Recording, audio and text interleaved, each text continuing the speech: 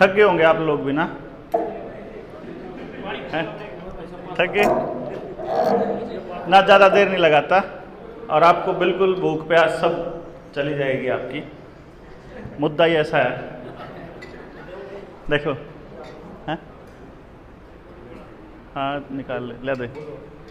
देखो, जो जनता सरकार मोर्चा के साथ लंबे समय से जुड़े हुए साथी हैं, उन सबको लगभग मालूम है। जिन्होंने ट्रेनिंग अटेंड की है उनको भी पता है। पहली ट्रेनिंग में तो वर्मा जी खुद आए थे, जो हमारे इस आंदोलन के, इस पूरे मिशन के लीडर हैं इस मामले में, पैसे वाले, मुद्रा वाले, रुपए वाले केस में। और रुपए का मुद्दा क्यों लेना पड़ा, उसका कारण एक है, आपके बच्चे गांव छोड़कर जा रहे हैं रुपए के लिए। आपका भाई नौकरी करने दूसरे शहर में जाके बस रहा है रुपए के लिए, विदेश में जा रहा है रुपए के लिए।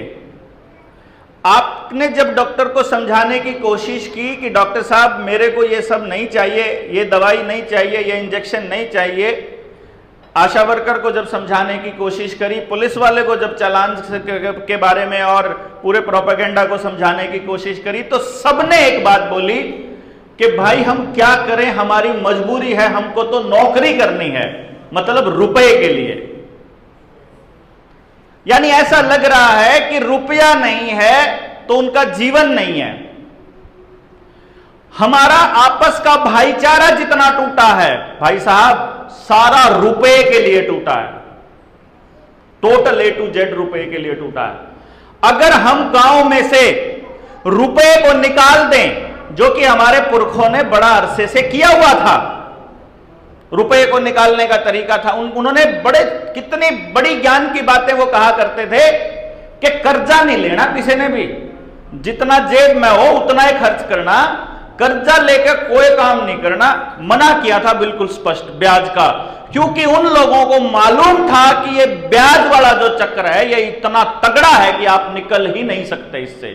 जो आदमी एक बार क्रेडिट सिस्टम में फंस गया, ये समझ लो वो परमानेंट उस दलदल के अंदर धंस गया। और ये बात हमारे पुरखों को मालूम थी,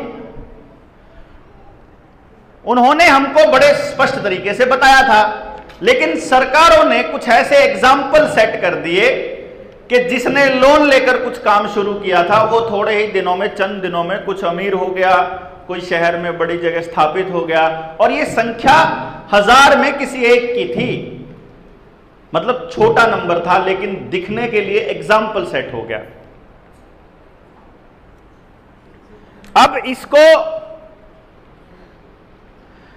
अब एग्जाम्पल सेट हो गया तो लोग इसके पीछे दौड़ने लगे, और अब वो इतने अंधे हो गए हैं कि उनको अब कुछ नजर नहीं आता। आप समझाने चलोगे उनको, मान लो अपनी वीडियो है 1 घंटे की, पूरे मैटर को समझाने वाली, किसी के पास 1 घंटा वीडियो देखने का समय नहीं है भाई साहब। हमको तो अपने साथियों को ये कहना पड़ा, हम कभी नहीं कहते अपने साथियों को कि हमारी वीडियो देखा करो और उससे ज्ञान लिया करो, हमको मालूम है नहीं है किसी के पास समय। हम तो कहते हैं कि रात को चला के छोड़ दिया करो ताकि कम से कम व्यूज तो बन जाएं, उसका एल्गोरिदम में तो आ जाए। हम ये क्योंकि हमको ये मालूम है बात तो आमने सामने ही होगी।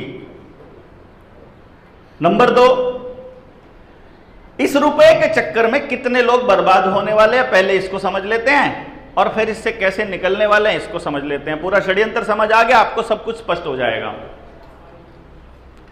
एक छोटा सा एग्जाम्पल मैं आपको सामने दे रहा हूं। मैंने कहा कि मैं अब आपको लोन देना चाहता हूं, मैं रिजर्व बैंक हूं, मैंने पैसे छाप लिए, मैंने 100 करोड़ रुपया छाप लिया, 100 करोड़ छाप कर मुझे आपको देना है, सबको बांट दिया, और मैं अपने रजिस्टर में क्या लिखूंगा, कितना लिखूंगा, 100 करोड़। आपके पास कितना? मैंने कहा कि मैं 10% का ब्याज लूंगा। 1 साल में 10% कितना हुआ 100 का? 10 करोड़। यानी साल बाद मुझे कितना मिलना चाहिए? 110 करोड़ मिलना चाहिए, है ना? मार्केट में कितना है? मार्केट में तो 100 ही करोड़ है। आपका पैसा आप तो नहीं छाप सकते ना, आप एक दूसरे को दे सकते हैं। यानी अगर मैं 1 साल बाद ही सबको यह कह देता हूं कि ब्याज समेत मेरा पैसा वापस करो, तो उसमें से कितना पैसा नहीं आएगा? 10 करोड़ नहीं आएगा। तो जिसका नहीं आएगा वो एनपीए हो जाएगा। एनपीए हो जाएगा तो उसकी प्रॉपर्टी कुड़ कर ली जाएगी। समझ गए? इसमें कसूर किसका बताओ आप? मतलब मैंने पैसे छापे, मैंने कहा कि लोन ले लो, मैं बड़ी ईमानदारी आदमी हूं भाई, मैं तो कह रहा हूं कि मैं बैंक हूं, बड़ी ईमानदार संस्था है, मैं कह रहा हूं देखो ऐसे नहीं दूंगा ना, थोड़ा बहुत तो आपको चुकाना पड़ेगा और इसमें जायज है लेना मेरा आपसे। आप भी मान रहे हो इस बात को, हाँ जायज है, लेकिन मार्केट में तो सो ही है ना, या तो मैं 10 करोड़ और छाप के दे दूं ब्याज वाले भी, और ब्याज का छाप नहीं सकता, ये नियम है, ये कानून है। ब्याज का रुपया बैंक नहीं छाप सकता, ये नियम, केवल मूलधन को छाप सकता है। छापने के नियम क्या है कि आपने अगर कोई उत्पादन किया है, फैक्ट्री नहीं, उत्पादन करता है किसान, एक दाना डाला, कहीं किसी फसल में 25 दाने निकलते हैं, किसी में 4 निकलते हैं, किसी में 40 निकलते हैं, किसी में 400 निकलते हैं एक दाने से। भाई मक्की है, गेहूं है, धान है, इसके ऊपर डिपेंड करता है। यानी कि किसान एक दाने का 100 दाना बना सकता है। तो जो 100 दाने की कीमत देनी है सरकार ने, तो उसके लिए वो 100 दाने की कीमत छाप लेगी, वो छाप सकती है, लेकिन उसके बदले में धातु रखेगी।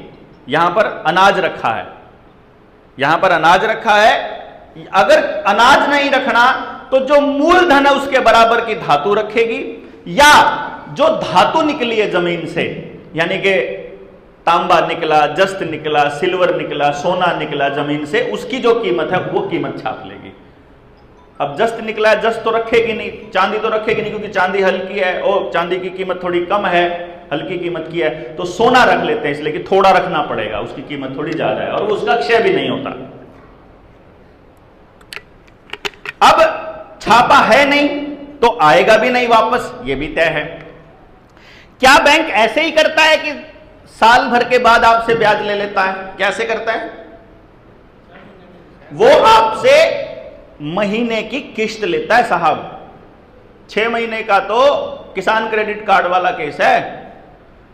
जो आपकी किस्त जाएगी, पहली गाड़ी लिया आपने या कोई दूसरा लोन लिया, पहले महीने की जो आपने किस्त दी उसमें ब्याज लेता है, वो ज्यादा, मूलधन नहीं लेता, ब्याज पहले कवर करता है। यानी अगर किसी ने होम लोन ले रखा हो ना और 5 साल पहले लिया होगा, अगर 25 लाख का, 30 लाख का, 40 लाख का, मान लो 40 लाख का लोन दिया, 5 साल हो गए देते हुए, आज भी क्या 40 लाख ही खड़े, मतलब ये केसेस हैं, क्योंकि वो ब्याज ले रहा है 38 लाख ज्यादा, मतलब 2 लाख कम होंगे।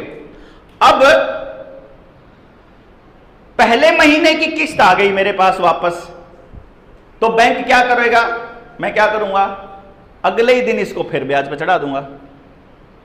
आपने हिसाब से जो ब्याज लिया मैंने उसको फिर से मूलधन बना दिया, फिर जो लोग औरों ने एक्स्ट्रा लिया था फिर उसकी भी सबकी किस्तें आएंगी, फिर मैं अगले दिन फिर कर दूंगा। ऐसा करके यदि आप अपनी गाड़ी का या होम लोन या कोई भी लोन का अगर आप कैलकुलेशन करो इंस्टॉलमेंट के ऊपर, जो आपने जमा कराई उसके ऊपर भी वही रेट से ब्याज लगाओ, तो बैंक का जो रिटर्न है वो लगभग 48% के करीब बनता है। यानी कि 1.5 गुना पैसा हो जाएगा साल भर में। कहने का मतलब यह हुआ कि अगर मैंने 100 करोड़ रुपए दिया था तो 1 साल बाद यह तय है कि मैं 150 करोड़ का मालिक हो जाऊंगा। इसका यह भी मतलब है कि इस 150 करोड़ में से बैंक के पास वापस केवल 100 करोड़ आएगा और 50 करोड़ की प्रॉपर्टी कुर्की होना तय है। समझ गए आप बात? तय है, कंफर्म है, ये स्ट्रक्चर है, ये स्टाइल है। आपकी घर, मकान, फैक्ट्री, गाड़ी, डंगर, खेत, फसल, ट्रैक्टर, बाइक, यहां तक कि कपड़े जो क्रेडिट कार्ड पे जो सामान लेके आते हैं, वो भी लोन पर देने की प्रक्रिया में सरकार का बड़ा जोर लगा हुआ है आजकल। 10वीं की सनद देकर ले लो, 12वीं की सनद देकर ले लो, कोई और कागज ना हो तो अपना आधार कार्ड देकर ले लो, लेकिन पहले क्रेडिट सिस्टम में आ जाओ आप। हर आदमी को लोन देना प्राइमरी फोकस क्यों है, इसका मतलब आपको समझ में आ गया। यानी कागज के टुकड़े के बदले में आपकी असली प्रॉपर्टी कुड़क होना तय है। कितनी प्रॉपर्टी? जितना पैसा नहीं छपा है। क्यों जी? जितना पैसा छपके मार्केट में है वो कुड़की नहीं होगा, क्योंकि वो तो क्या होगा कि आप तीनों ने पैसे देने थे, एक जना तो पैसे पूरे नहीं है तो भाई से लेके दे देगा, लेकिन भाई के पास तो नहीं है देने को, आखिरी जो भाई बचेगा वो तो पक्का कंगाल होगा, उसकी तो सारी प्रॉपर्टी कुड़क होगी। तो जब इकोनॉमी के ऊपर गौर फरमाते हैं तो आपको नजर आता है, और जब सरकार का ऑफिशियल स्टेटमेंट है, हर साल जो वित्तीय जो डिपार्टमेंट है, वित्त विभाग है, वित्त मंत्रालय छापता है कि देश के पास ऐसी इकोनॉमी कितनी है जिसके नोट छपे हुए हैं और ऐसी इकोनॉमी कितनी है जो उसके दम पर चल रही है, तो 10 में से 1 रुपया छपा हुआ है, यानी 9 रुपये हवा में हैं। इसका मतलब 100 में से 10% लोगों का लोन ही चुकता होगा, 90% की जमीन, मकान या संसाधन जिस पे भी उसने लोन लिया है वो कुड़क होना तय है। तो अब आपकी गुलामी ज्यादा दिनों की नहीं बची है। कब हो जाएगी?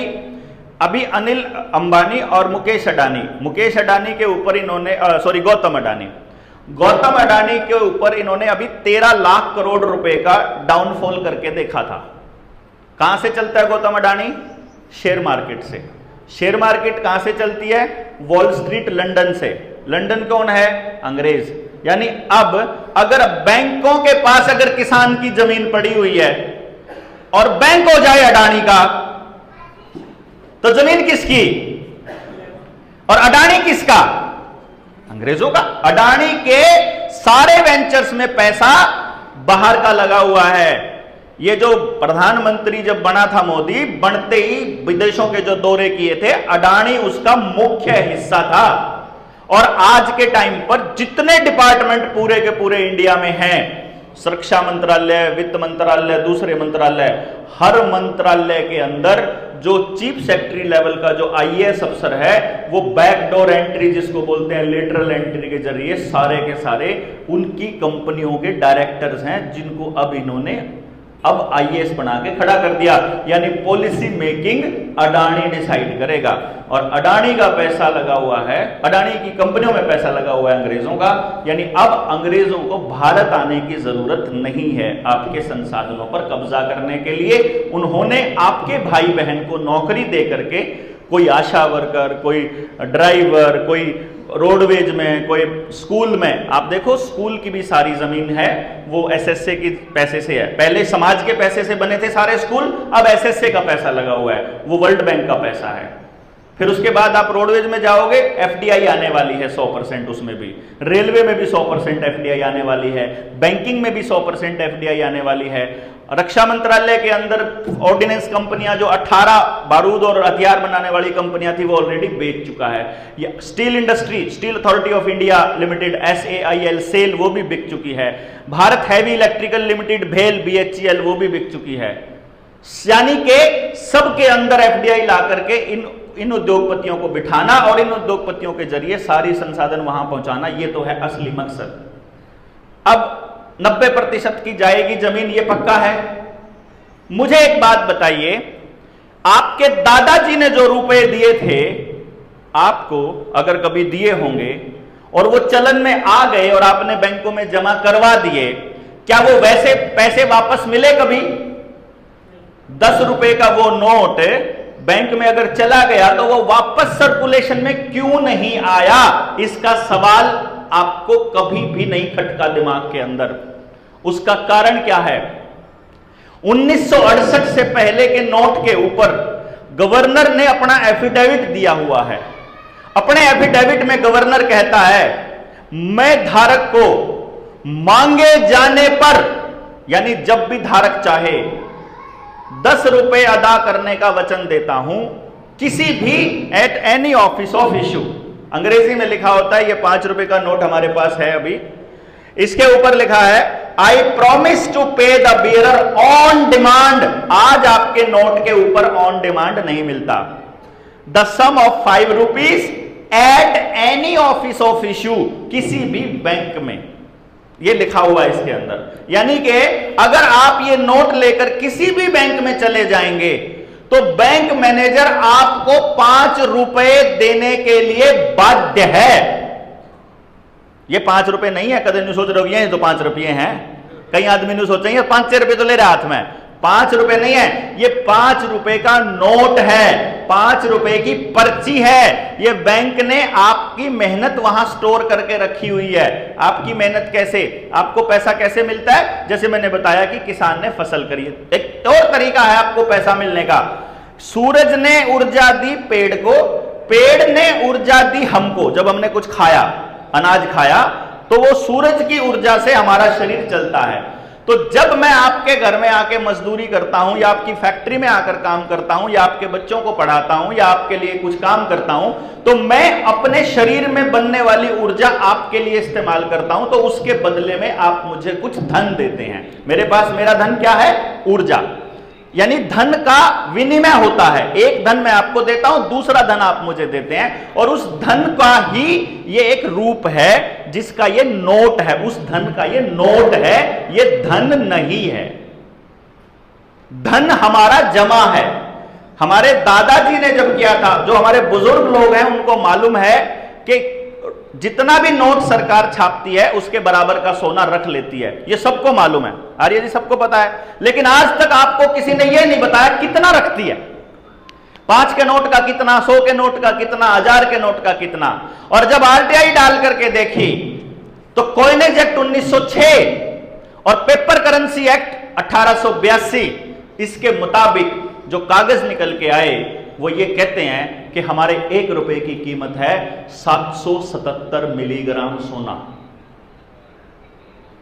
777 मिलीग्राम सोना यानी लगभग 4800-4900 रुपए के करीब आज की कीमत में बनता है। रुपए नहीं, मतलब ये नोट 4800-4900 रुपए। हमारा 1 रुपया, कौन सा 1 रुपया? भारत का 1 रुपया।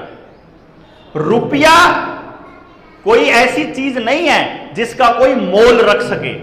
जैसे सेंटीमीटर ऐसी चीज नहीं है, मीटर ऐसी चीज नहीं है जिसको कोई नाप सके। सेंटीमीटर मानक है चीजों को नापने के लिए, समझ गए आप? जैसे किलोग्राम मानक है भार को नापने के लिए, ऐसे ही रुपया एक मानक है धन को नापने के लिए, किसी की कीमत को नापने के लिए और विनिमय का एक साधन है। तो ये स्टैंडर्ड है, और दुनिया का कोई कानून और दुनिया की कोई सरकार किसी भी स्टैंडर्ड की वैल्यू को ऊपर से नीचे नहीं कर सकती। अगर आप कह दो कि कल से जो है वो 1 किलोग्राम का जो वजन है वो 999 ग्राम हो जाएगा, दुनिया में दिखने को वो 1 ग्राम नजर आ रहा है कि हेरफेर 1 ग्राम की है, लेकिन उसके बदले में मतलब ये समझो पूरा सिस्टम तहस नहस हो जाएगा। और हमारा जो सिस्टम तहस नहस हुआ है वो इस पैसे के अवमूल्यन से हुआ है, डिवैल्यूएशन के। जब उन्होंने कहा कि पहले 777 मिलीग्राम, फिर एक नोटिस जारी कर दिया। आपने अगर बैंक ऑफ इंग्लैंड का वो नोटिस पढ़ा हो, न्यूयॉर्क का, सॉरी अमेरिका की सरकार का वो नोटिस था 1933 का, जिसमें वो गोल्ड को सारे को ये कहता है कि जितना गोल्ड आपके पास पड़ा हुआ है देश की जनता के पास, आप अपना सारा का सारा सोना, इतनी लिमिट है, इससे ऊपर जितना सोना है वो सारा 1 महीने के अंदर अंदर सरकार के पास जमा करा देंगे, नहीं तो आपको जेल होगी। उसके बदले में आपको बॉन्ड मिल जाएंगे। देखो, रुपए के बदले, उसके सोने के बदले में क्या मिल जाएंगे? बॉन्ड। बॉन्ड क्या मिलेंगे? उतना सोना पड़ा है। बॉन्ड किस में कन्वर्ट किया जा सकता है बाद में? रुपए में। रुपया किस में कन्वर्ट हो गया? नोट में। और नोट बाद में कन्वर्ट हो गया डिजिट में। आपके मोबाइल में अब आजकल डिजिट है, जाके अब बैंक मैनेजर आपको कोई लोन पैसा थोड़ी देता है लोन के नाम का, वो आपके खाते में लिख देता है, हो गया, उसी में आप कर्जदार हो गए। आपको कुछ नहीं दिया उसने। और एक और कमाल की बात, बैंकों की किसी ने आज तक बैलेंस शीट नहीं देखी। हमारे पास कागज है बैलेंस शीट के, हमने जब मंगवाए, अपने पास जनता सरकार मोर्चा के पास है। बैलेंस शीट का अलग ही ख्याल, अलग ही हिसाब है। अगर आपको पता चलेगा तो पूरे खेल को ही समझ जाएंगे कि गेम प्लान क्या है। मैंने शुरू में एक बात कही थी कि मैंने 100 करोड़ रुपए छापकर आपको लोन दे दिया, क्या वो 100 करोड़ रुपए मेरे पास बचे रहेंगे जब मैं आपको लोन दे दूंगा? कहां चले जाएंगे वो? मार्केट में। असलियत में क्या होना चाहिए बैलेंस शीट के अंदर कि इधर बैंक के 100 करोड़ मैंने मांग लिए, मान लो 40 करोड़, तो 100 के नीचे 40 लिख के माइनस करके मेरे पास रह गया 60 और उधर चला गया 40। लेकिन बैंक क्या गेम खेलते मालूम है? 100 के नीचे 40 तो लिखते हैं और उधर भी 40 लिखते हैं, लेकिन इधर वाले 40 के आगे माइनस का निशान नहीं लगाते। तो साल के एंड में बैंक कितने का मालिक? 140 का, और लेने कितने?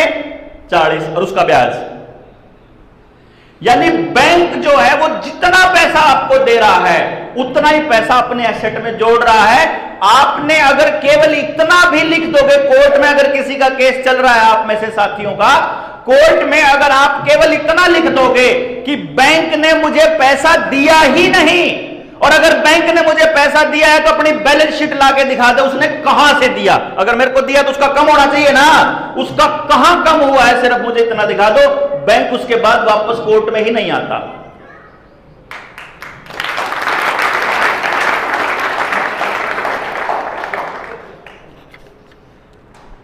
जब हम कहते हैं, मैंने अपने पुरखों का जिक्र इसलिए किया भाई साहब कि मेरे पुरखों ने आप लोगों को, बैंक को ये नोट, ये सिक्के दिए हुए हैं। ये चांदी के सिक्के हैं मेरे पास जो उस टाइम चलन में थे। इनके ऊपर लिखा हुआ है 1 रुपी इंडिया। ये 1942 का सिक्का है। एक सिक्का मेरे पास है 1 रुपी इंडिया 1891 का। जो ये 1891 का सिक्का है ये प्योर चांदी है, 100% शुद्ध चांदी। और ये जो ये 1942 का है इसमें 50% शुद्ध चांदी है। अगर आज इसको बैंक में लेकर चले जाओगे तो बैंक से आप पूछते हो कितने रुपए का है, आप गारंटी, मेरी गारंटी है, अगर कोई साथी जाकर के प्रैक्टिकल करके देख ले, बैंक इसको 1 रुपए में ही लेता है। अगर बैंक इसको 1 रुपए में लेता है इसका मतलब ये बंद नहीं हुआ है, समझते हो? इसका मतलब पेपर जो कॉइनेज एक्ट 1907 है, अगर वो निरस्त हो गया होता, अगर वो फेल हो गया होता, अगर वो खत्म हो चुका होता तो ये चांदी का सिक्का नहीं चलना था बैंक में। बैंक कहता ये अब कानून नहीं है, ये वाला सिक्का नहीं लिया जाएगा। और अगर बैंक इसको 1 रुपए में ले रहा है तो मेरा जो ये 1 रुपया आज का है, 2019 का, 2020 का, इस रुपए की कीमत इस रुपए के बराबर है ना। ये भी 1 रुपया, ये भी 1 रुपया, बैंक जब इसको 1 रुपए में ले रहा है। लेकिन बाजार में इस रुपए में एक टॉफी आती है और इस रुपए में आप 1 मन गेहूं ले आओ। क्यों जी? इसका मतलब क्या हुआ? इसका मतलब आपके सामने ही आपको ठगा जा रहा है और आपको मालूम ही नहीं है। तो हम एक आवेदन लगाते हैं सरकार को, आरटीआई डालते हैं। यह भी मालूम होना चाहिए आपको, केवल 1 रुपये का नोट ही भारत सरकार छापती है। इससे ऊपर के सारे नोट, 2 रुपया है, 5 रुपया है, 10 रुपया है, वो सारे नोट जो हैं वो आरबीआई छापती है। और आपको वो क्या कहती है मालूम है? अगर आप उससे बोलोगे तो वो कहता है कि जो आरबीआई का बोर्ड है वो डिसाइड करेगा इसका निर्णय। और आपको मालूम है आरबीआई बोर्ड में कौन बैठा है? आनंद महिंद्रा, रतन टाटा, समझ गए? और आपको इस बात को जानकर भी हैरानी होगी कि ये आरबीआई जो है, reserve bank of India, bank of England की सिस्टर शाखा है, सब्सिडरी ब्रांच है इंडिया के अंदर। बैंक ऑफ इंग्लैंड किसका है? रॉथस्चाइल्ड फैमिली का है, जो यूनाइटेड नेशंस को फंडिंग करती है, जो वर्ल्ड बैंक को फंडिंग करती है। यानी वर्ल्ड बैंक को पैसा देने वाला वही मालिक है जो बाकी बैंकों को छापने का अधिकार देता है। और यह भी आपको मालूम होना चाहिए, दुनिया के हर बैंक के हर नोट को केवल एक ही कंपनी छापती है, दुनिया के हर बैंक के हर नोट को। और यह कहावत, जैसे कुछ लोग बेवकूफ लोग थे जो सरकार के पक्ष में बोला करते थे, वो बोलते थे फिर बीमारी पूरी दुनिया में है भाई। अरे अंग्रेज पूरी दुनिया में राज करा करते थे, अंग्रेजों का सूरज कभी नहीं छुपता, ये कहानी सुनी हुई है। ये वैश्विक षड्यंत्र है बैंकिंग। पूरी दुनिया के संसाधनों पे कब्जा करना एकमात्र साधन है। उसके लिए इनको आपको लड़वाना पड़े, आपके यहां दंगे कराने पड़े, आपके संसाधनों को धक्के से छीनना पड़े, आपके ऊपर लाठियां बांधनी पड़े, आपको बीमार करना पड़े, आपकी व्यवस्था को किसी भी तरह से ध्वस्त करना पड़े, ये करेंगे। और इन्होंने अपने ही भाई बहनों को इस काम पे लगाया हुआ है। दुर्भाग्य यह है कि हम लोग व्यवस्थित होकर के इनके खिलाफ लड़ने के लिए तैयार नहीं है। हमारी प्रॉब्लम क्या है कि हम ये मान बैठते हैं कि जो हम सोच रहे हैं वही अंतिम सत्य है, और इसीलिए हर संगठन लड़ रहा है। और ईमानदार संगठनों की और ईमानदार लोगों की सबसे बड़ी प्रॉब्लम यही है कि वह अपनी ईमानदारी की मरोड़ में है। वह ईमानदारी की मरोड़ उनको साथ चलने नहीं देती। उनके चौधर की जो, भाई मैं क्यों किसी के नीचे काम करूं अगर मेरे में इस चीज की समझ है, तो ऑब्वियसली बराबर समझ नहीं हो सकती। इसीलिए जनता सरकार मोर्चा ने यह कॉन्सेप्ट बनाया था कि भाई हम लोग किसी के नीचे काम नहीं करेंगे, हम सबके साथ काम करेंगे। आपका आइडिया है, आप कहते हो भाई साहब ये करने का प्लान है।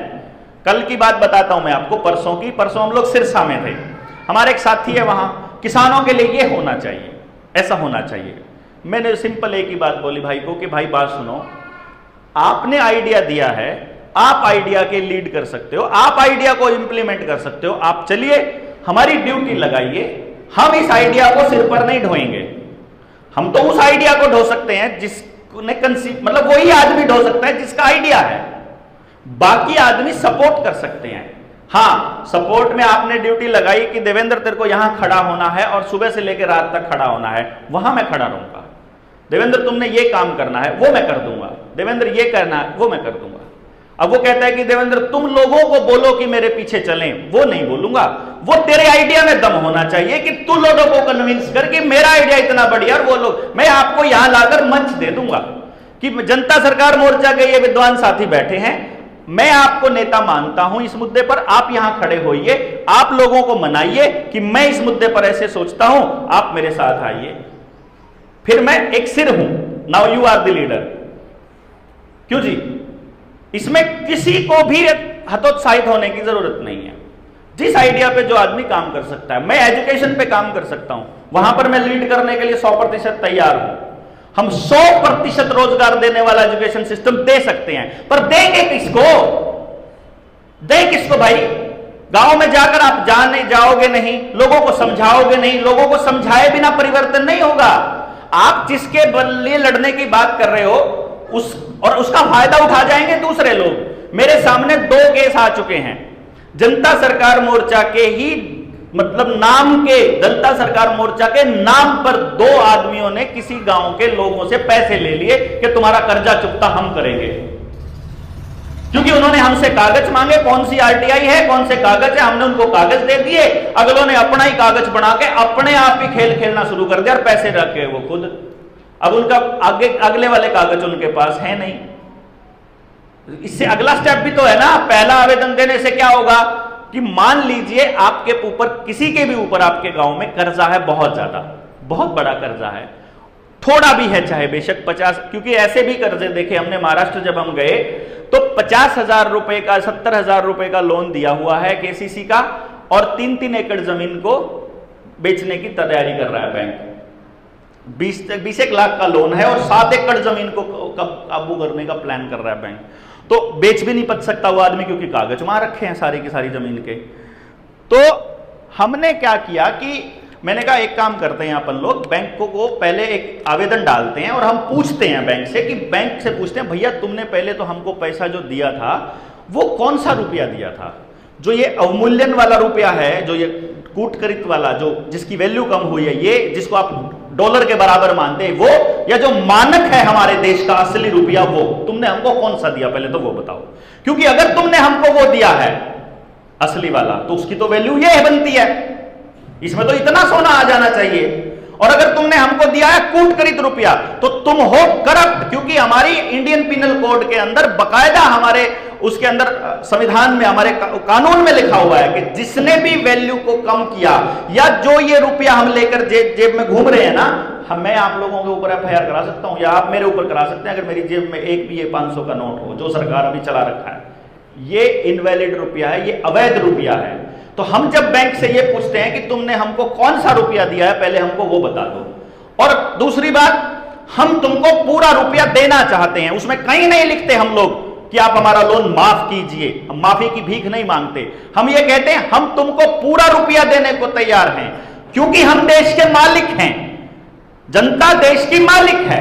मालिक तुमको यह पूछ रहा है कि तुमने हमारे साथ जो लेन देन किया वो फर्जी रुपए में किया कि असली रुपए में किया। अगर तुमने फर्जी रुपए में किया तो तुम्हारे खिलाफ एफआईआर कराएंगे, असली में किया हो तो। और अब तुमको पैसा कौन सा चाहिए यह भी बताओ, यह फर्जी वाला रुपया चाहिए कि असली वाला चाहिए?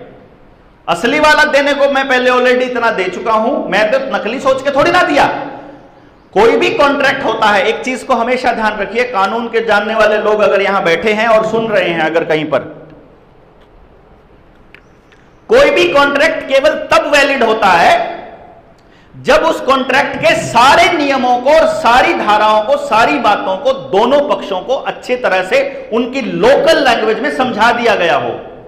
गांव के आदमी को कभी भी अंग्रेजी में लिखा हुआ बैंक का दस्तावेज समझाया नहीं जाता, ना ही हिंदी में समझाया जाता, ना उसकी हरियाणवी में समझाया जाता।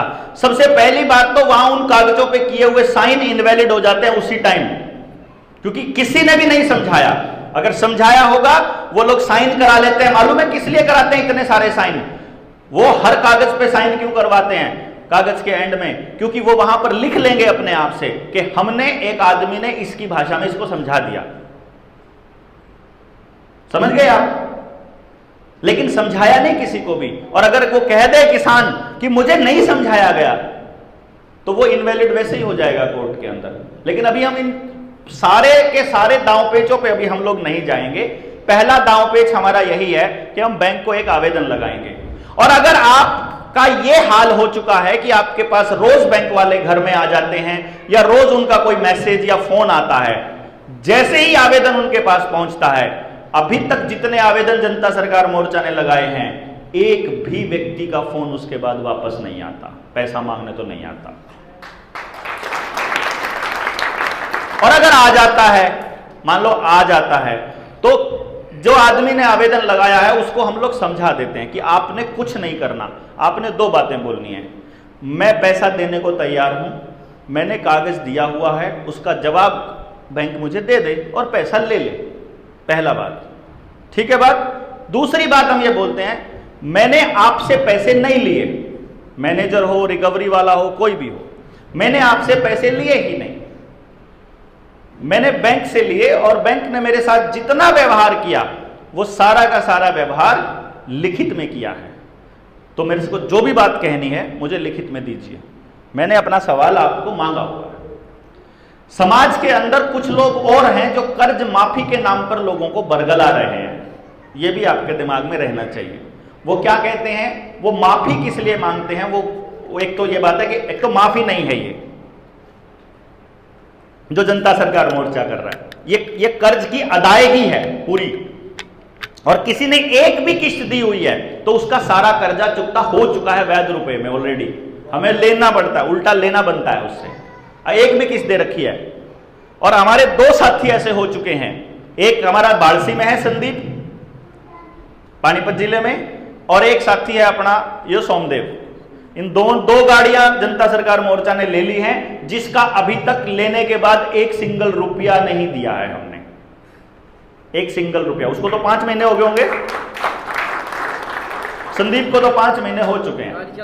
गाड़ी चल रही है और उसका फोन आया था कि वहां से फोन आते हैं कि एक फोन आया था बस कि गाड़ी गुड़ी उठा लेंगे तो क्या होगा। मैंने कहा कुछ नहीं करना है, सीधा एक ही बात है, वो कागज रखो अपने पास में, वो कागज मोर देन सफिशिएंट है। एफआईआर होगी, जो भी लेके जाएगा गाड़ी वापस छोड़ के जाएगा। मेरा कहने का मतलब यह है कि 5 लाख रुपए के लोन के लिए किसी को बहुत ज्यादा दूर जाने की जरूरत नहीं है। हमारा जो ये वैध रुपया है, जो हमारा रुपया असलियत में जिसको हम रुपया मानते हैं, बाकी फ्रॉड है, टोटल बैंक का फ्रॉड है। वो जो बैंक का फ्रॉड है उसमें हम डील नहीं करेंगे, क्योंकि हम लॉ अबाइडिंग सिटीजन हैं, हम कानून मानने वाले लोग हैं, है ना। और अगर हम आज कानून मानने वाले लोग हैं और तुम अगर हमको कानून तोड़ने की बात कहोगे तो फिर हम तुम्हारा कोई कानून नहीं मानेंगे भाई। फिर हम तुम्हारे किसी कानून के नीचे थोड़ी ना है। मतलब जहां तुम्हारा फायदा है तो तुम ये मानो, और जहां मतलब हमारा फायदा हो तो वहां तुम कानून की भाषा ही बदल दो। ऐसा थोड़ी चलेगा। मालिक तो हम है ना, हम जो मांगेंगे तुमको वो देना पड़ेगा ना। ये एक मुद्दा है लोगों को जोड़ने का। दूसरा मुद्दा क्या, ये तो एक मुद्दा है, मैंने आपको बताया कि उनका फोन आना उसी दिन बंद हो जाएगा, पहला स्टेप। दूसरे स्टेप पे हम इसका रिमाइंडर डालेंगे। तीसरे स्टेप पे हम उनको नोटिस देंगे धारा 80 का, और उसके बाद अगले नंबर पे चौथे स्टेप पे हम लोग उनके खिलाफ FIR करेंगे कि तुमने हमारे साथ छल किया बैंक के ऊपर। कोर्ट को यह मुकदमा लेने की इजाजत नहीं है, मैं आपको पहले बता देता हूं। हमारे वर्मा जी ऑलरेडी सुप्रीम कोर्ट तक जा चुके हैं, ठीक है ना। लोकेश्वर दत्त और AK पंता की, जस्टिस AK पंता और जस्टिस लोकेश्वर दत्त की जो खंडपीठ थी, पूरी बेंच के सामने उन्होंने अपना मुद्दा रखा था। जज साहब ने बड़े साफ शब्दों में कह दिया, आपने बिल्कुल सही मुद्दा रखा है, आप 100% सही हैं, लेकिन SLP इज डिसमिस्ड, आपका जो केस है हम ले नहीं सकते। क्यों? सुप्रीम कोर्ट का हर जज शपथ लेते ही पहले इंग्लैंड जाके आता है भाई, आपको समझना पड़ेगा। शायद उनको ये केस लेने की इजाजत नहीं है, शायद ये केस निपटाने की इजाजत नहीं है। तो ये सोचते हैं कि एक व्यक्ति आएगा, वो अपनी बात रखेगा, उसको जैसे तैसे करके लटका देंगे।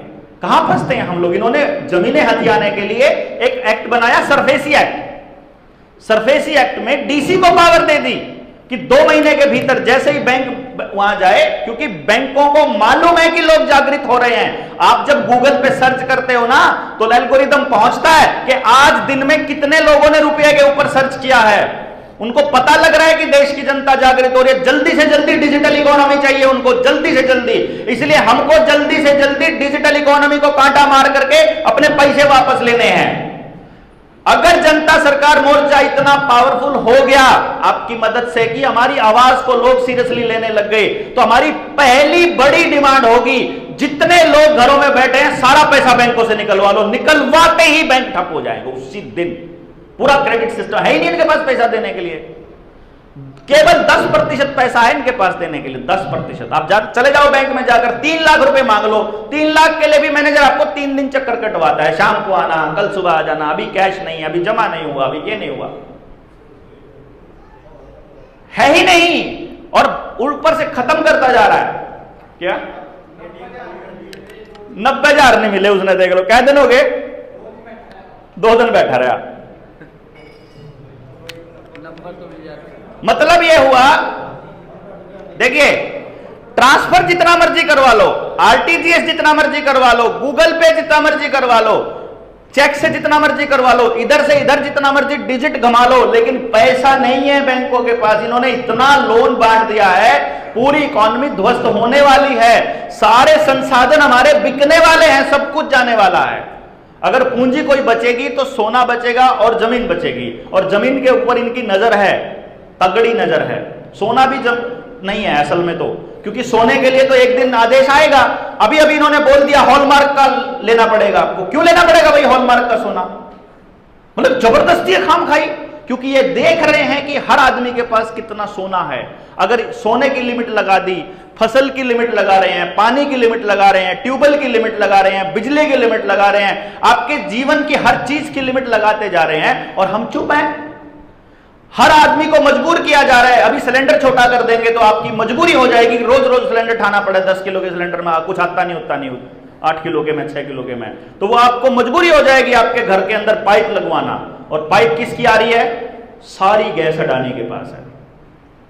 तो जिस दिन अडानी साहब कह देंगे कि आज खाना नहीं बनेगा, उस दिन नहीं बनेगा। क्यों जी? जब इन्होंने आपकी सारी सर्विस बंद करके इन्होंने देखी है, टेस्टिंग किया है इन्होंने, आपको बस में नहीं चढ़ने देंगे, रेल में नहीं जाने देंगे, बस में आपकी हाजिरी नहीं लग सकती, आपकी नौकरी नहीं मिलेगी, पेंशन नहीं मिलेगी, तनख्वाह नहीं निकल सकती, बच्चा स्कूल नहीं जा सकता, पेपर नहीं दे सकता, सारी रिस्ट्रिक्शंस आपके ऊपर लगाकर देखी है इन्होंने, और तब चुप थे, चुपचाप। क्या करा सरकार कर दे है? इतने नपुंसक हो चुका है भारत कि मतलब भारत के लोग मतलब कि बोल ही नहीं सकते। उसकी औलाद के ऊपर उसके सामने अटैक हो रहा है। उसकी जो ये आशा वर्कर उस मां बाप से पूछे बिना डॉक्टर उसको पहला इंजेक्शन ठोक रहा है, पूछे बिना। ये तो लाड़ ही है जी। किसने कहा भाई? वो इसका ये सीएमओ, सोनीपत के सीएमओ का बयान आया था, याद हो अगर आपको, पिछले साल, कि बच्चे को अस्पताल से छुट्टी ही नहीं मिलेगी अगर उसने सारे के सारे वो इंजेक्शंस नहीं लगवाए हैं तो पैदा होने के बाद वाले। ये कौन सा तरीका भाई? मतलब वो अपनी मर्जी का कुछ भी कर देंगे और हम चुप बैठे रहेंगे। अगर हम थोड़े हुए तो हमको चुप बैठना पड़ेगा, घुट घुट कर मरना पड़ेगा। और अगर हमने अपनी संख्या नहीं बढ़ाई तो कुछ नहीं होने वाला।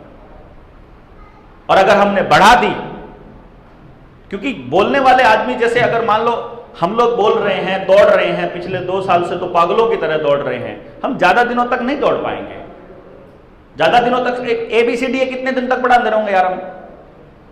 अगली क्लास में जान दो, ABCD बोलने वाले और मास्टर और बालक नए तैयार करने पड़ेंगे। ये बेसिक लेवल पर आप लोगों को जिम्मेदारी संभालनी पड़ेगी, इसके अलावा हमारे पास रास्ता नहीं है। और ये इतनी लेवल पर जानी पड़ेगी कि हर गांव में जनता सरकार मोर्चा के 11 आदमियों की कमेटी होगी जो तय करेगी कि हम चुनावी प्रक्रिया में हिस्सा नहीं लेंगे, लेकिन हमारी सरकार रहेगी परमानेंट। हम जो चाहेंगे गांव में सरपंच वही करेगा, हम जो चाहेंगे। और हम कौन क्या चाहेंगे? हमारा एक ही चाहना है, जल, जंगल, जमीन और जानवर, इन चारों चीजों से संबंधित निर्णय गांव लेगा। मतलब 11 आदमी चौधरी नहीं होंगे, 11 आदमी तो गांव ही बताएगा कि ये छोरे ठीक है भाई, हम बताएंगे। अभी क्या हो रहा है, डिबेट खत्म कर दिया इन्होंने कि एक कानून लेकर के आ रहे हैं, उसके बारे में केवल सत्ता पक्ष बोल रहा है और विपक्ष को इजाजत नहीं है, परमिशन नहीं है बोलने की।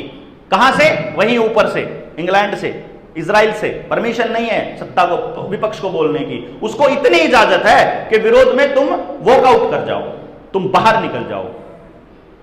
तो पब्लिक को तो विरोध दिखाई देगा, लेकिन पब्लिक को उसकी दूसरी कमियां नजर नहीं आएंगी, क्योंकि कमियां बताओगे तभी तो दूसरा पहलू नजर आएगा ना आपको,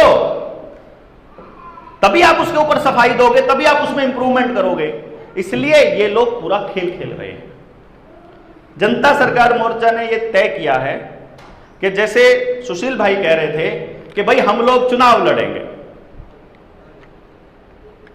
मुझे पूरा यकीन है कि उनका यह अर्थ नहीं था कि चुनाव वो लड़ेंगे, और उनका यह भी अर्थ नहीं था कि चुनाव देवेंद्र लड़ेगा।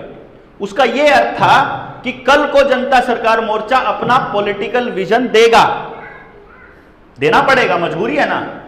अभी नवंबर में हम लोग प्लान कर रहे हैं कि कम से कम 10,000 और ज्यादा से ज्यादा 20,000, मतलब वो ज्यादा तो लिमिट ही नहीं है, 10 से 20 के बीच का टारगेट हमारा है कि मिनिमम 10,000 लोगों की हम एक सभा करें। 10,000 लोग अगर हमने बिना किसी से पैसा लेकर के बांटे बिना, मतलब दारू के पैसे, खाने के पैसे, रास्ते के पैसे, दिहाड़ी के पैसे, इनके बिना अगर हमने 10,000 समझे हुए लोग बुला लिए, एक भी आदमी हमने दिहाड़ी पे नहीं बुलाना। अगर समझा सकते हो तो ठीक है, नहीं समझा सकते तो हम स्लो चल लेंगे, हमें कोई जल्दी नहीं है, हमको सत्ता नहीं भोगनी है, हमको सरकार नहीं बनानी है, लेकिन हमको वो सरकार जरूर बनानी है जो सरकार लोगों को असलियत में, जनता को यह एहसास कराए कि जनता ही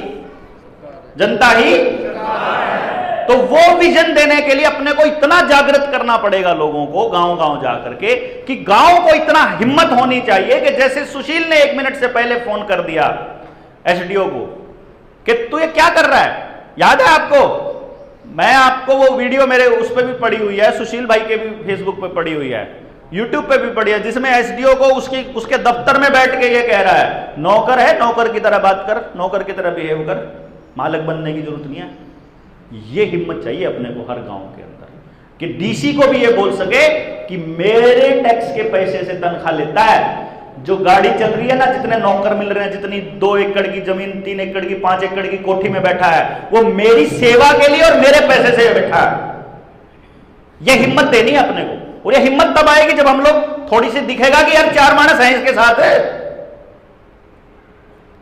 उसको तब आएगी। मेरे को तो आपसे ही बहुत है, समझ गए ना, मेरे को तो आपसे ही मिल जाएगी इतनी हिम्मत बोलने की, हम तो किसी को भी बोल देंगे, आपको हमसे मिल जाएगी, लेकिन जो गांव का आदमी है, आम जो इंसान है, उसको नहीं मिलेगी इससे हिम्मत, उसको आपकी संख्या देखकर मिलेगी।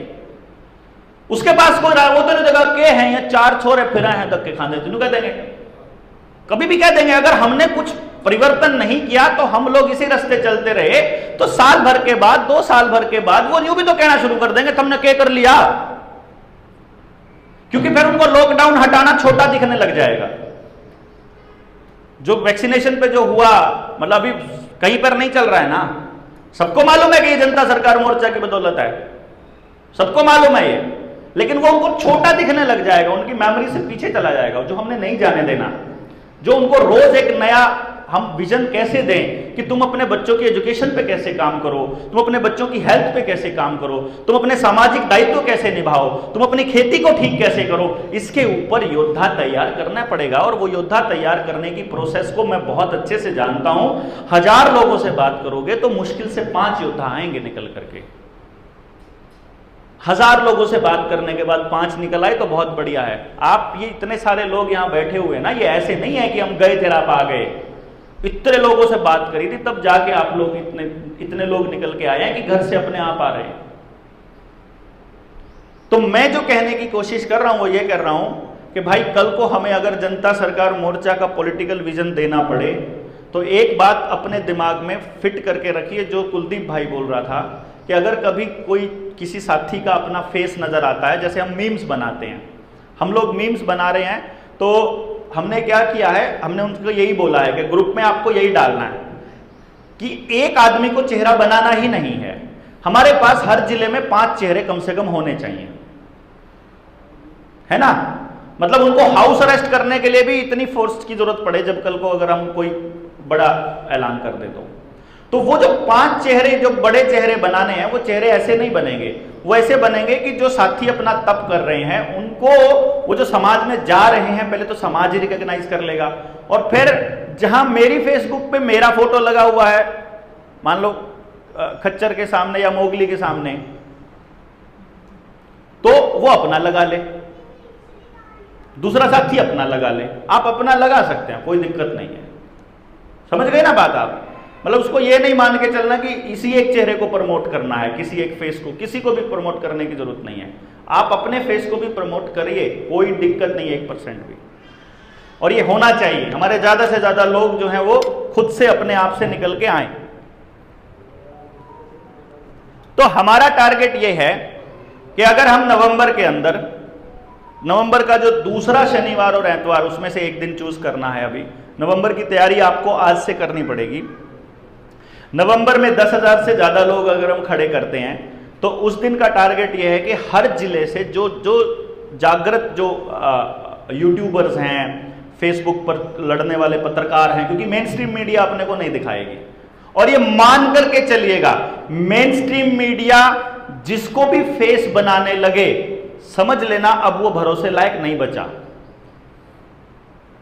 मतलब अगर मैं को भी वो अगर बुलाते हैं और मीठी मीठी बात करते हैं, मैं आपको बहुत स्पष्ट बोल रहा हूं, ये मेन स्ट्रीम मीडिया जब मीठी मीठी बात करने लगे तो उसका सीधा मतलब ये है कि अब वो उनके जाल में या तो फंस चुका है या वो फंसाने की कोशिश में है। तो उस टाइम के लिए अपने को अपनी अगली लेयर और अगली लेयर तैयार करनी पड़ेगी। मेन स्ट्रीम मीडिया बुलाएगी ही उसको जिसका फेस उनको चमकाना है।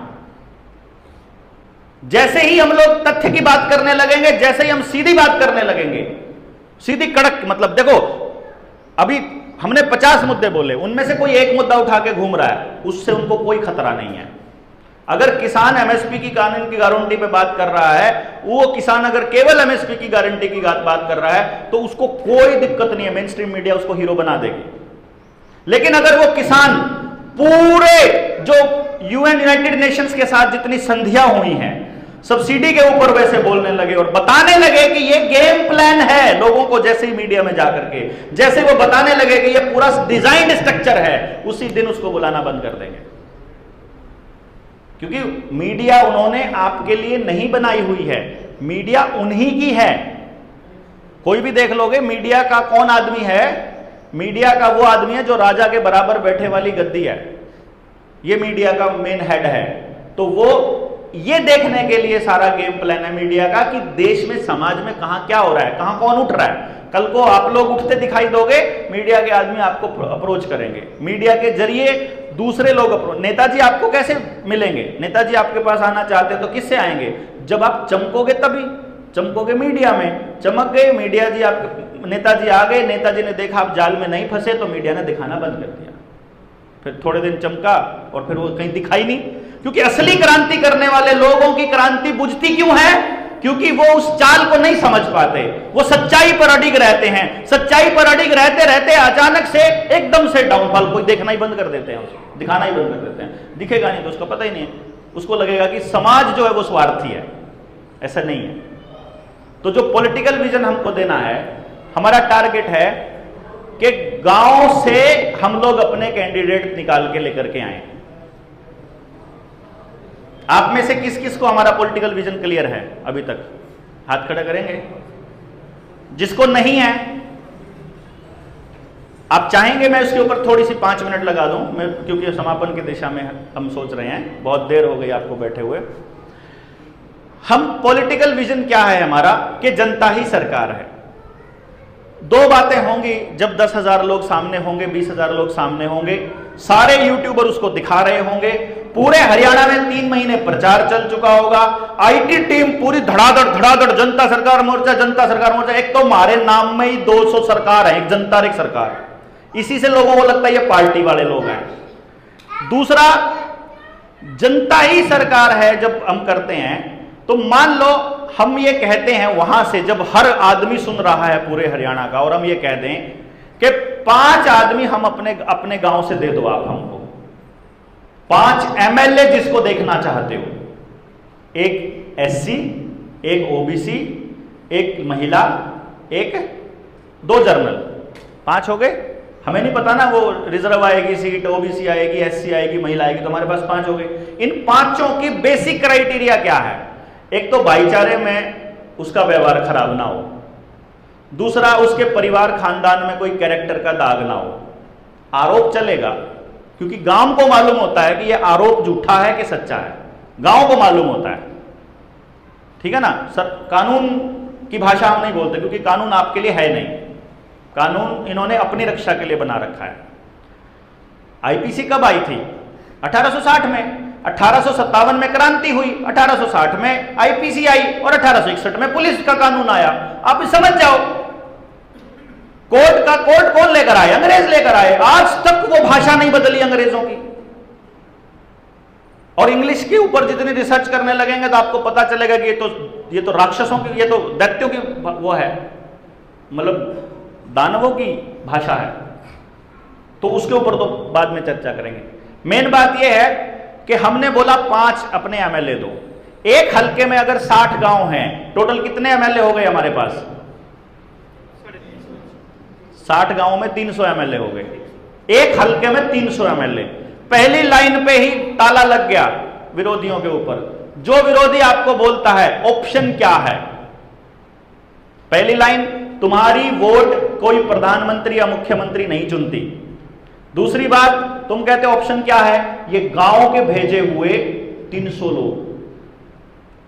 अब इन 300 लोगों को पूरा षड्यंत्र समझाया जाए, यूनाइटेड नेशंस का गेम समझाया जाए, सारी संधियां डिटेल में चर्चा की जाएं, सारी व्यवस्था के ऊपर बात हो, दिनचर्या के ऊपर, उसके अधिकारों के ऊपर, संविधान में अधिकार जो जनता को मिले हैं वो, उसकी ताकत कहां से शुरू होती है, कौन सी सड़क से शुरू होती है, कहां तक वो बना सकता है, कितना रुपया उसको साल में मिलता है, कितना फंड मिलता है, इंडिपेंडेंट कैंडिडेट को भी बहुत पैसा मिलता है, कितना क्या कुछ मिलता है, वो सब कुछ पूरा का पूरा अगर उसको चुनाव से पहले ट्रेनिंग दे दिया जाए कि तुमको इन समस्याओं के समाधान कैसे करने हैं, 300 के 300 को दी जा सकती है।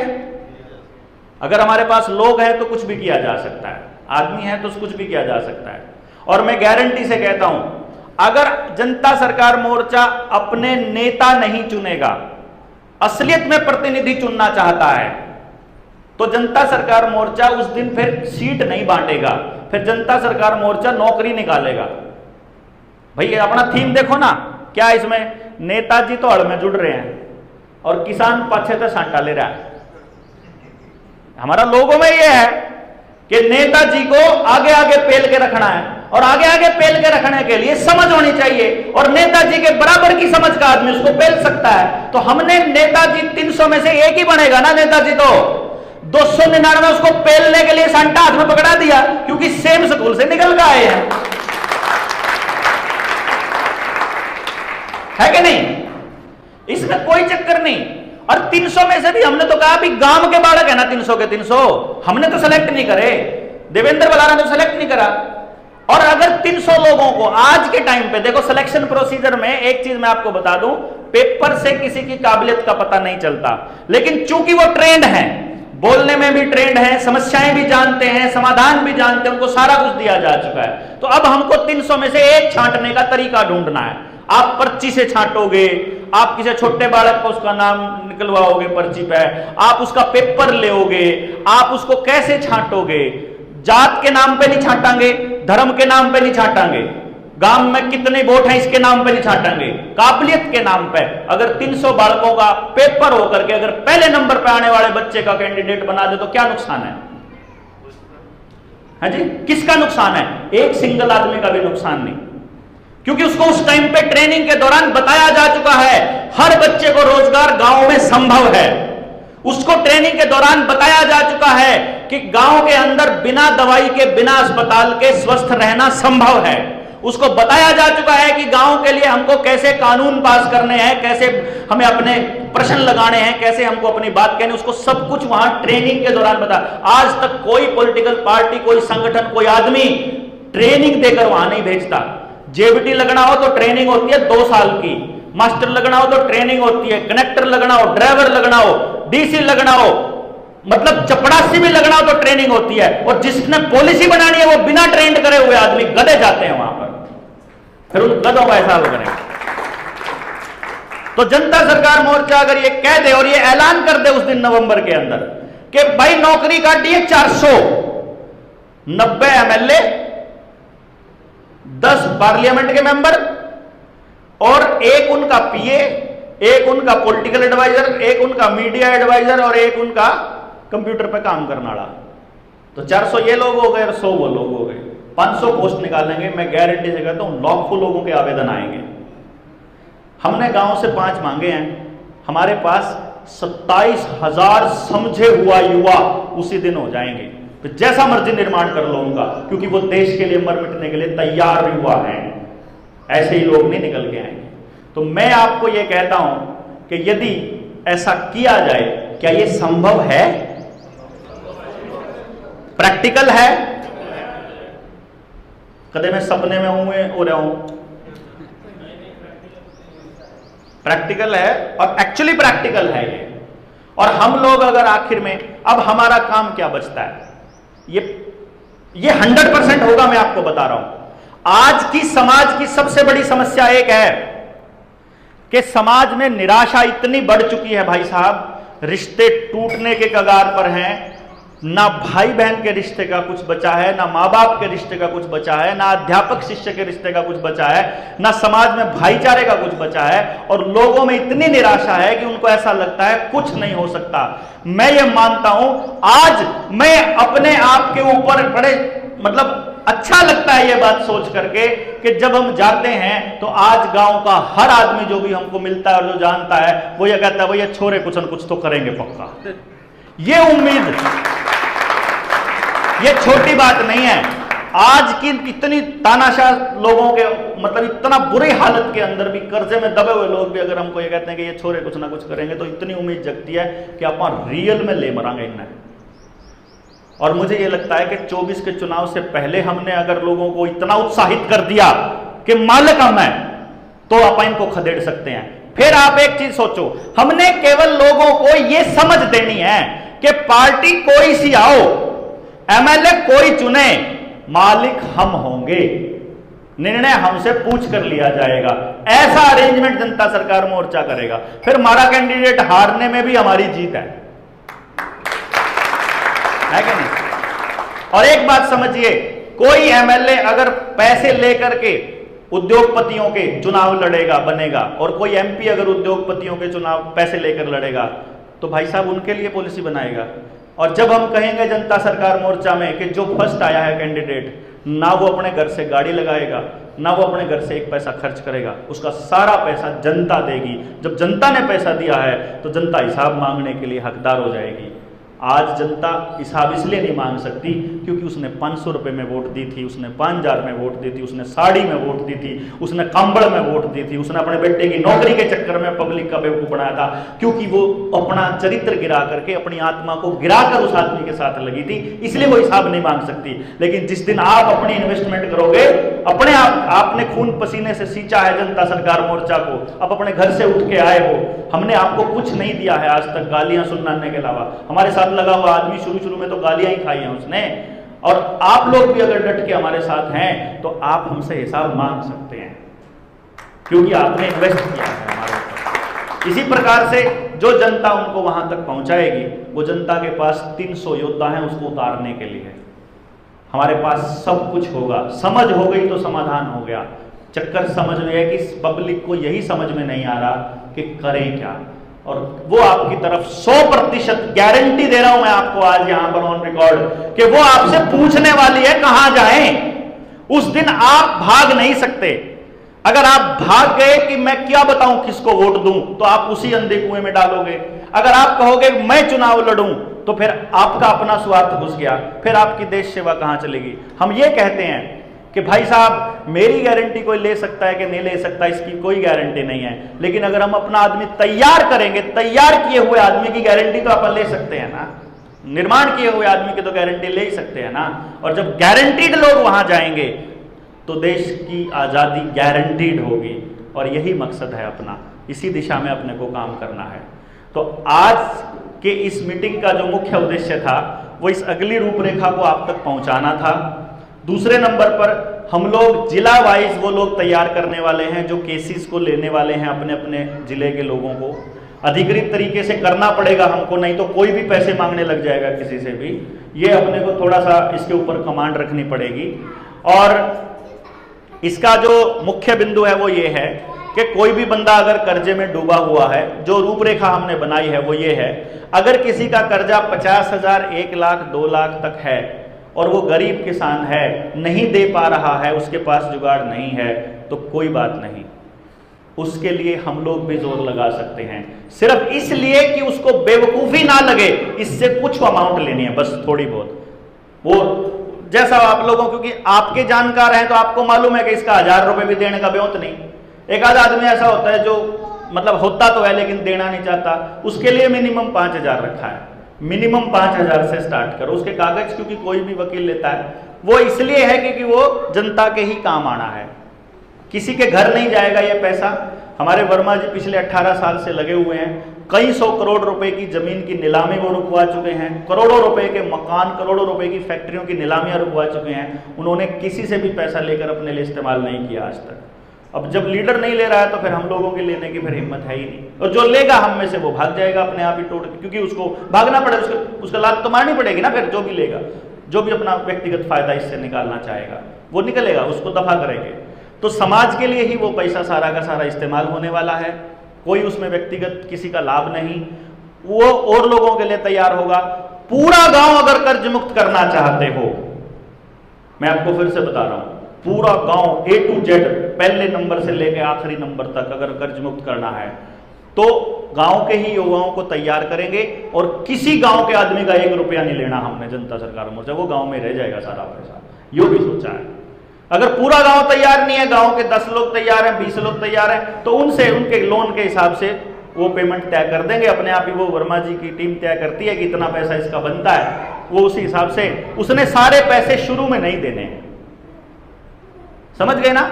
हमने रखा है इसका मैक्सिमम लिमिट रखी है 10% की, कि अगर किसी का लोन 10 लाख का है तो उसे मात्र 1 लाख रुपया देना है, लेकिन 1 लाख रुपया शुरू में नहीं देना है। 1 लाख रुपया देना होता तो किस्तें नहीं भरता उस पर, तो है ना। अभी तो केवल वो राहत ले ले, तेरे पास कोई नहीं आता। अब 2 महीने 3 महीने जब तेरे को तसल्ली हो जाए कि अब तेरे पास बैंक वाले नहीं आने वाले और तेरा पैसा भी बच गया, बोदरेशन बच गई, खुले दिमाग से अब तो अपना काम कर सके, अपने बिजनेस पे, अपने काम धंधे पे लग सके, तो कमा के थोड़े थोड़े अपने, जैसे आज मीटिंग हुई, दान स्वरूप थोड़ा थोड़ा देता रहे, जैसे और खर्चे हुए दान स्वरूप देता रहे अपने आप। 10% मैक्सिमम है, वहां जाके आपकी लिमिट खत्म हो जाएगी। हो सकता है, ये प्रैक्टिकल है ना ये तो ये हमने तय किया है। इस तरीके से आप अपने लोगों से बात कीजिए। सुनील भाई का नंबर आपके पास है, मेरा नंबर तो इन्हें खोज लिया, इन्हें VIP नंबर चाहिए था भाई जिसमें आसान हो याद करना, तो भाई मैं कहा ठीक है, यू ले लो, सर्कुलेट हो रहा है। मिस कॉल के लिए मेरे वाला नंबर है, कल से चालू हो जाएगा। कोई भी आदमी अपने से जुड़ने के लिए अगर करेगा, अपने उस पर डाल दो कि इस नंबर से जुड़ो, मिस कॉल, और अपना मैं दूसरा नंबर ले लूँगा, अपने साथियों में दूसरा नंबर सर्कुलेट हो जाएगा, वो पता चल जाएगा। और नवंबर की मीटिंग के लिए तैयारी कर लो, जितना भी आप जितना भी जोर लगा सकते हो, क्योंकि मेरे लिए इतना पता है, मुझे 2024 में चुनाव है, मई में लोकसभा का चुनाव होने के चांस हैं, ये पहले भी करवा सकते हैं, और उससे 6 महीने पहले जितने भी समाज में काम करने वाले लोग हैं उनके ऊपर यूएपीए लगने वाला है। आप में से किसी ने यूपीएसएसएफ का नाम सुना है? मैं यूपी वाले जाने, बस सहारनपुर वाले जाने। UPSSF Uttar Pradesh special security force एक पुलिस बनाई है मोगली जी ने, मोगली जी के योगी भोगी जी ने।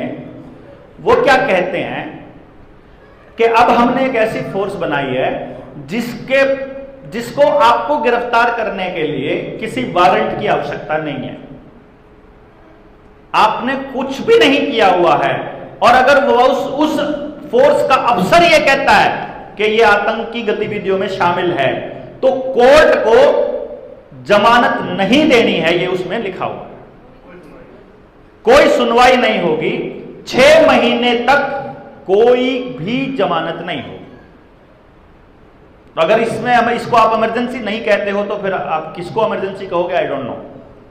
अब ये बन चुकी है फोर्स कदे वेन्यू को, और आज की नहीं बनी, 2018 की बनी हुई है। 18 में बनी थी, 17-18 में बनी थी। इसके जरिए योगी ने इस्तेमाल किया इस फोर्स को, मुसलमानों को टारगेट किया जानबूझकर, हवा बनाने के लिए।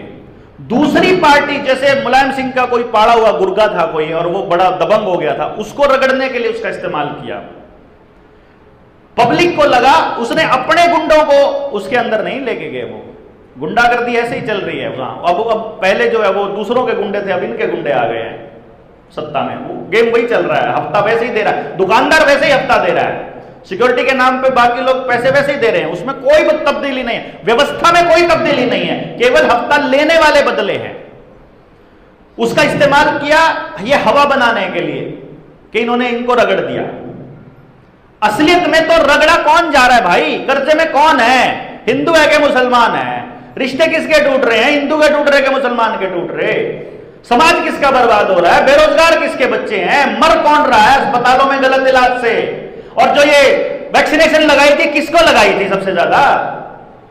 भाई साहब, समझने की जरूरत है बहुत ज्यादा हमको। अगर कोई आदमी एक जात की बात करता है, एक धर्म की बात करता है, अगर वो एक समाज के किसी एक अंग की बात करता है, वो वैसे ही है जैसे मैं आपको कहूं कि मेरी उंगलियां काट दो, बाकी बचा रहे। कट जाए कोई बात नहीं, लेकिन अगर व्यवस्थित तरीके से काटा जाए तो वो मेरा शरीर का अंग है भाई। या तो आपने ऐसे कानून बनाए होते कि भाई कोई गलत नहीं कर सकता या कोई घुस नहीं सकता देश के अंदर, और अगर कोई देश में घुस गया है और अगर आपका कानून उसको नागरिकता देता है, तो आपको वो कानून बनाना है कि यदि मैं कुछ गलती कर दूं, मैं किसी की बहू बेटी की तरफ गलत नजर से देखूं, मैं किसी को नाजायज मार दूं, मैं किसी को मतलब मार ही दूं, मतलब मैं कत्ल कर देता हूं, अगर मान लो मैं कोई ऐसा काम करता हूं तो मुझे महीने भीतर सजा क्यों नहीं हो? वो व्यक्ति कत्ल करता है, जात कत्ल नहीं करती है, धर्म कत्ल नहीं करता है।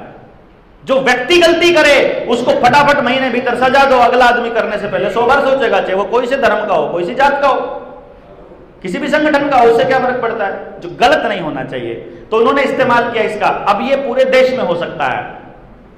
फिर क्या करेंगे आप लोग? जैसे यूपीएसएसएफ की मैं बात कर रहा था, और मैं आपको बता रहा था चुनाव से पहले वो लोग इमरजेंसी की घोषणा करके लॉकडाउन लगाएंगे, 2000 मतलब किसी बीमारी के नाम पे करेंगे या दंगों के नाम पे करेंगे। जितने दंगे होते हैं पूरे देश के अंदर, आज तक एक भी दंगा ऐसा नहीं है, चाहे वो कांग्रेस के राज में हुआ हो, चाहे वो मुलायम के राज में हुआ हो, चाहे वो मोदी के राज में हुआ हो, जिसके राज में हुआ है, जिस भी स्टेट में हुआ है, हर दंगा स्टेट स्पॉन्सर्ड होता है, कंट्रोल्ड दंगे होते हैं हमेशा। कभी भी दंगे पब्लिक नहीं करती है, हमेशा गुर्गे करते हैं, और वो उनको कहा जाता है ऐसा करने के लिए। पहले जो जहर भरा जाता है, आज के टाइम पे जो जहर भरा गया है, ये जहर को इस्तेमाल किया जाता है उस टाइम पे। इसलिए आपके सामने बड़ी चुनौती आएगी। आपके नेतृत्व जितना भी है वो सारा नेतृत्व जेल में जाएगा। जितने भी चेहरे आपके जनता सरकार मोर्चे के हैं, तब आपको क्या करना है, इसकी रणनीति पहले से तैयार करके रखनी पड़ेगी और उसके लिए आपको अपने लोग तैयार करने पड़ेंगे। मतलब ये मान के चलो कि वो चले गए, जेल में नहीं गए, क्रैश हो गया, कोई गाड़ी का एक्सीडेंट हो गया, गोली मार दी, क्या पता सड़क पे रोड रेज में कुछ हो गया, कुछ भी हो जाए, उस केस के लिए भी आपको तैयारी करनी है। मेरा कहने का मतलब केवल इतना है कि 2024 से पहले अगर इन्होंने इमरजेंसी लगाते हैं, जेलों में डालने का काम शुरू करते हैं, उससे पहले लोगों को उत्साहित कर देना है हमने, फिर लोग अपने आप संभाल लेंगे। किसान आंदोलन नेताओं ने नहीं चलाया, संयुक्त किसान मोर्चा ने बिल्कुल नहीं चलाया भाई साहब, समझे ना। ये तो 28-29 जनवरी को जो वाकया बना था गाजीपुर बॉर्डर पे, उस दिन के वाकये के बाद लोग निकल के आए थे अपने आप अपने खर्चे पर घरों से, तब जाके आंदोलन बना था। और फिर उनके संयुक्त किसान मोर्चा वालों के पैरों के नीचे की जमीन निकलनी शुरू हो गई थी। अब क्या करें, पब्लिक तो बहुत ज्यादा सेंटिमेंट हाई है। हम नहीं चाहते कि जनता सरकार मोर्चा के साथ ऐसे ही हालात आए कि जिस टाइम पब्लिक का सेंटिमेंट हमारे साथ हो और वो इशारे का इंतजार कर रही थी पब्लिक संयुक्त किसान मोर्चा के, संयुक्त किसान मोर्चा समझ लेता, भाई साहब जितने टॉप के लीडर्स हैं ना, चाहे मंजीत राय है, चाहे बलदेव सिरसा है, चाहे राकेश टिकैत है, चाहे चढ़ूनी है, चाहे मतलब ये उग्राहा है, सबको बैठ करके, मतलब और भी जितने नेता हैं, सबको बैठ करके समझाया था पूरा का पूरा षड्यंत्र ये कि आपके यहां से जाने के बाद क्या होने वाला है।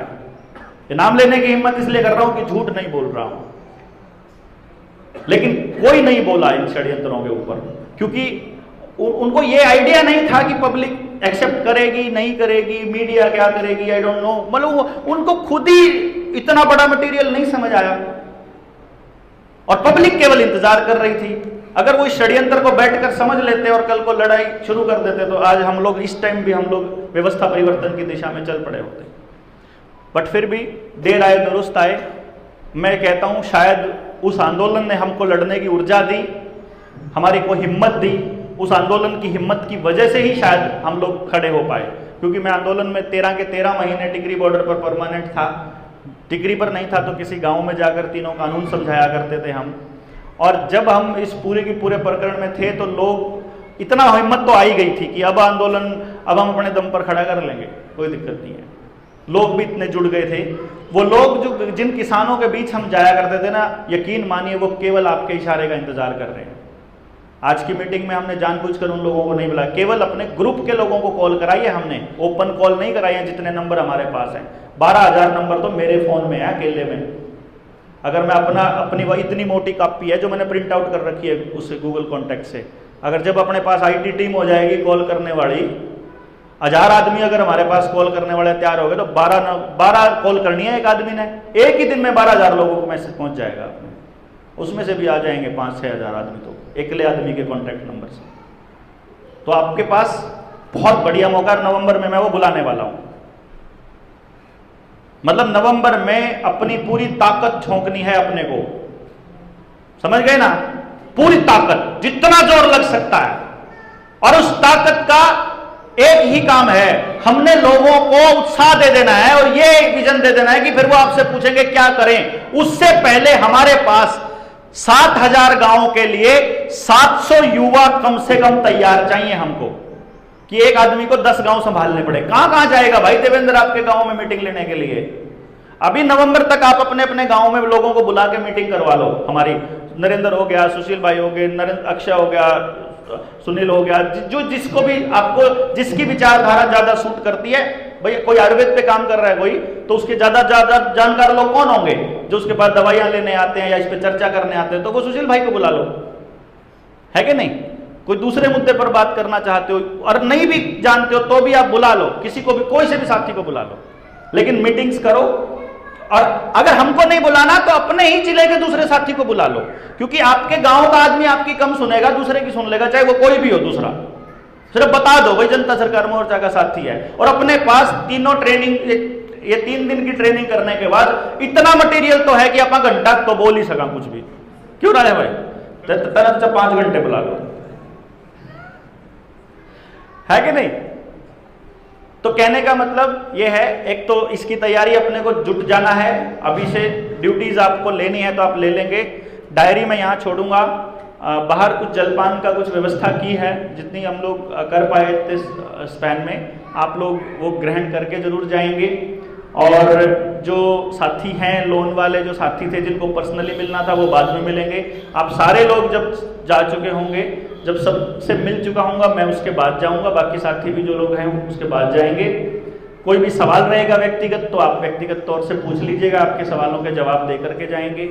जिस भी तरह का आपको कोई भी तरह का हिसाब हमसे चाहिए, किसी भी तरह का अगर हमारी कोई जिम्मेदारी, कोई रिस्पॉन्सिबिलिटी में हम लोग कम रह गए, तो कोई गलती है अगर वो माफ़ी के लायक है तो उसको माफ़ अभी कर दीजिए, माफ़ी मांग लेते हैं। माफ़ी के लायक नहीं है तो बताइए, उसकी क्या पनिशमेंट बनती है वो भी लेने को तैयार हैं। लेकिन समाज को अंधेरे कुएं में धकेलते हुए जाते हुए हम लोग नहीं देख सकते। हम ये लड़ाई जारी रखेंगे। दुनिया के लोग बाहर के साथ आए ना आए, थोड़े होंगे जल्दी खप जाएंगे, ज़्यादा होंगे परिवर्तन जल्दी कर देंगे। एकमात्र रास्ता यही बचा है हमको पास, तो हमारी अगली पीढ़ियों को बचाने का। हम नहीं देख सकते कि हमारी रोज़ की नई जनरेशन जो है वो रोज़ नई और नपुंसकता की तरफ बढ़ती जा रही है और हम लोग गुलामी की तरफ बढ़ते जा रहे हैं। आज़ादी की इस तीसरी लड़ाई में, दूसरी लड़ाई में आपका स्वागत है, अभिनंदन है और आपसे अपेक्षा है कि आप इस लड़ाई को और मजबूत करेंगे और दिन रात अपने समाज को जगाने की दिशा में थोड़े चल सकें तो थोड़ा चलिए, साइकिल से चल सके साधन नहीं है तो पड़ोस में जाइए, दूसरे गांव में चले जाइए, फ़ोन पर करिए, जैसे करिए लोगों को जगाना शुरू कीजिए। और जगाने से पहले जानकारियाँ लीजिए, जानकारियों के लिए अपने ट्रेनिंग सेशन अटेंड कीजिए। ज़्यादा बोल लिया मैं, इसके लिए माफ़ी, लेकिन फिर भी बात मैं रख पाया। आप लोगों को विजन क्योंकि क्लियर होना बड़ा ज़रूरी था, मुझे ऐसा लगा, ताकि आप लोग इस ऊर्जा को और मल्टीप्लाई कर सकें, इस उम्मीद में कि नवंबर से पहले हम ट्रेनिंग्स करेंगे और नवंबर में एक धमाकेदार शुरुआत व्यवस्था परिवर्तन की कर देंगे। मैं अपनी बात यहीं ख़त्म करता हूँ। जय हिंद, जय भारत।